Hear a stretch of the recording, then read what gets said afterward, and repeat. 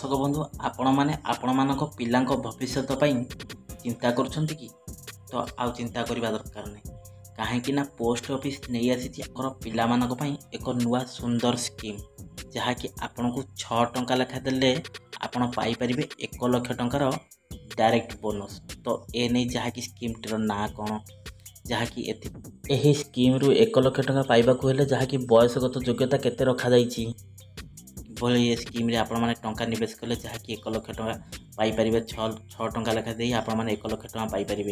यार संपूर्ण details information मुझे आज आपण मानकू ए वीडियो रे जणाई देबी। तो ता पूर्व आपण मानकू अनुरोध दयाकोरी वीडियोटी को शेष पर्यंत देखो।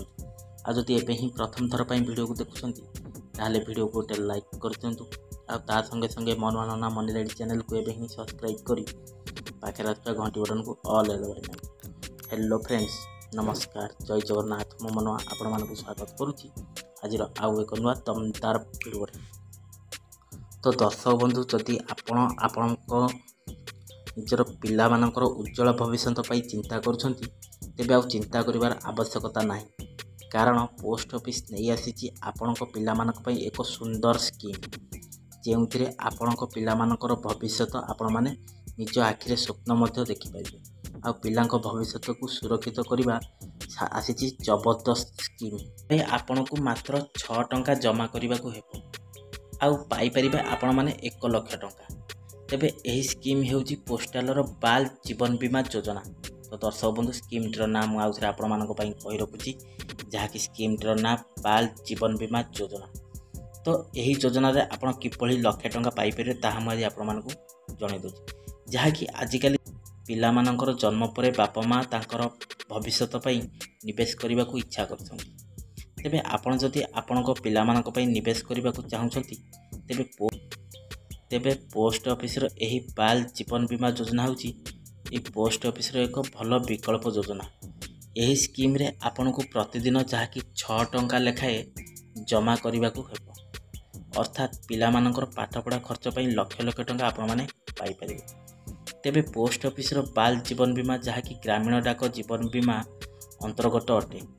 तो यही योजना को जहाँकि पिलांकर बापा माँ क्रय करें चाहिए उक्त योजना को किनिबा माता पिता बयस जहाँकि 45 वर्ष होई नथिबा आवश्यक। तो दर्शक बंधु यही बाल जीवन बीमा योजना रे जहाँकि आपण मानकर बयस पिता माता 45 वर्ष रु कम होची ताले आपण माने एही योजना लाभ उठे परिबे जदि 45 वर्ष रु अधिक होची ताले यार लाभ उठे परिबे ना। यही बाल जीवन बीमा योजना जहाँकि 5 रु 20 वर्ष पिलांक नारे आपण माने खाता खोली पारिबे। तो दर्शक आउ थे मुझे आपण मानकू कहि रखुची जहाँकि पोस्ट ऑफिस रो एही बाल जीवन बीमा योजना रे जदि आपण माने चाहउछंती ताले पिला मानकर बयस 5 रु 20 वर्ष पई उद्दिष्ट रहिछि। एही योजना रे पॉलिसी होल्डर अर्थात बापा माँ निजर 2 जण संतान को शामिल करि परिबे। यदि आपणकर 2 जण जोड़िए पिला ताले आपण माने जोड़िए एही स्कीम रे शामिल करि परिबे बेसी हेले एही बाल जीवन बीमा योजना अनुसार जहाँकि प्रतिदिन आपण माने 6 टंका रु 18 टंका लेखा जाए जमा करि परिबे। तो जहाँकि कौनसी पॉलिसी होल्डर यही पॉलिसी को किनिबा को हेले 5 वर्ष जाए क्रय करि परिबे।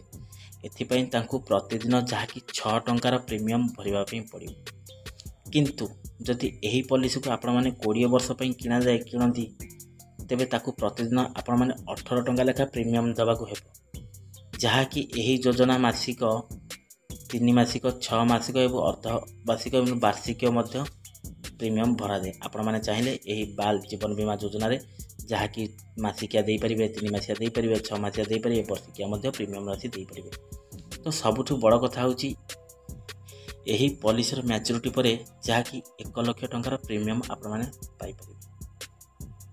यही योजनार मैच्योरिटी पूर्व जदि पॉलिसी होल्डर मृत्यु घटे दैव दुर्विपाक बा कौनसी बाय मिस्टेक जहाँकि पॉलिसी होल्डर को इनकेस डेथ हो जाए तो तेबे प्रीमियम जो आगु आपणकर दबाक थाए 20 वर्ष पई तो से प्रीमियम आपणकर जहाँ देइथिबा बाकी तक प्रीमियम छाड़ हो जाए।